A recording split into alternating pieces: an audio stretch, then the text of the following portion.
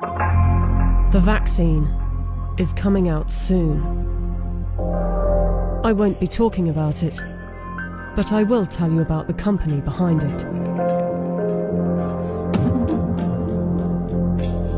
The UK government has purchased 30 million doses of COVID mRNA vaccine from a company called Pfizer.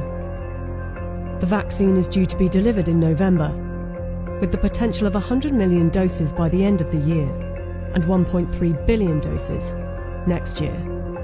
News just out. Pfizer says it could be ready to apply for emergency use authorization for its COVID-19 vaccine candidate by late November. It won't be mandatory at the beginning, but judging from the large orders, a gradual plan will be implemented to persuade and incentivize people to take the vaccine and put restrictions on people that don't, along with shaming campaigns. I want to tell them that their decision, they need to understand, will not affect only their lives, which at the end of the day, it is their judgment, but will affect the lives of others. Because if they don't vaccinate, they will become the weak link that will allow this virus to replicate. Some will say that this is conspiracy theory, so let's just stick to the facts. The government trusted Pfizer to vaccinate the British people, so it's logical to want to inquire into the company's track record in safety and ethics. After all, they must be trustworthy in fighting for humanity, right?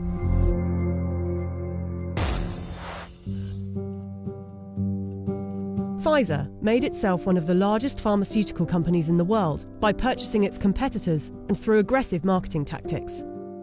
What I'm about to tell you is only 20% of their rap sheet. Otherwise this video would be hours long, but you can go to our website where you can see the full list.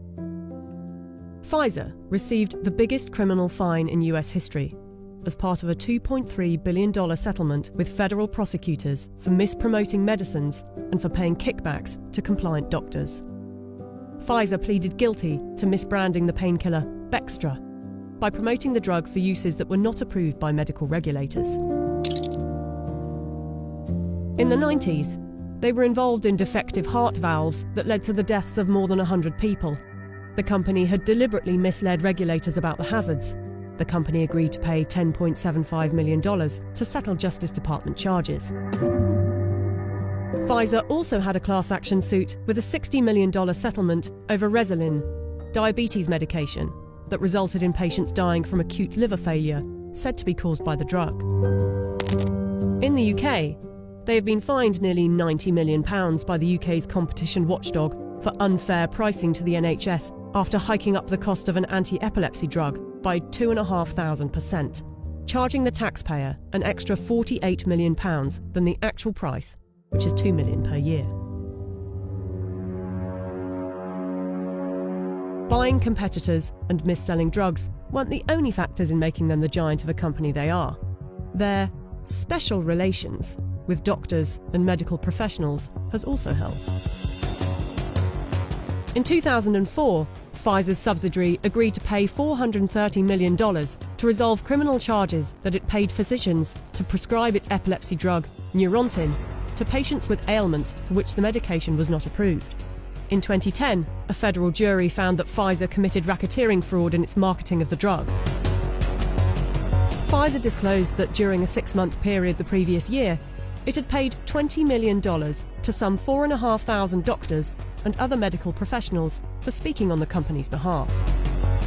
In 2012, the US Securities and Exchange Commission announced that it had reached a $45 million settlement with Pfizer to resolve charges that its subsidiaries had bribed overseas doctors and other healthcare professionals to increase foreign sales. But some of you might say they are a business and they don't get to make billions a year by not being competitive. They're still trying to help humanity.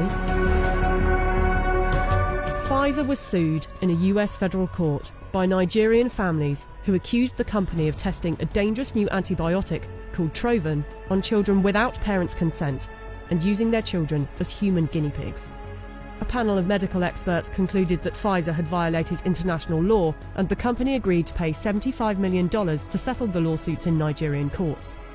The US case was settled for an undisclosed amount. Amid widespread criticism of high pricing for poor countries, and in particular AIDS medications, Pfizer offered to donate a 2-year supply of its drug, Diflucan, worth $50 million to the South African government. Yet in 2003, Pfizer backed away from the company's plan to license its AIDS drug for low-cost distribution in poor countries. The list goes on. I don't want to bore you with it. But ask yourself, if it was a car manufacturer, would you buy a car from them? We plan to honor our history, and we will only bring to the world a vaccine that has been proven safe and efficacious. If Pfizer is trustworthy enough to be given one of the keys to vaccinate the population with something that was knocked up in a few months, and with such a track record for safety and ethics, I know what I think. Do you?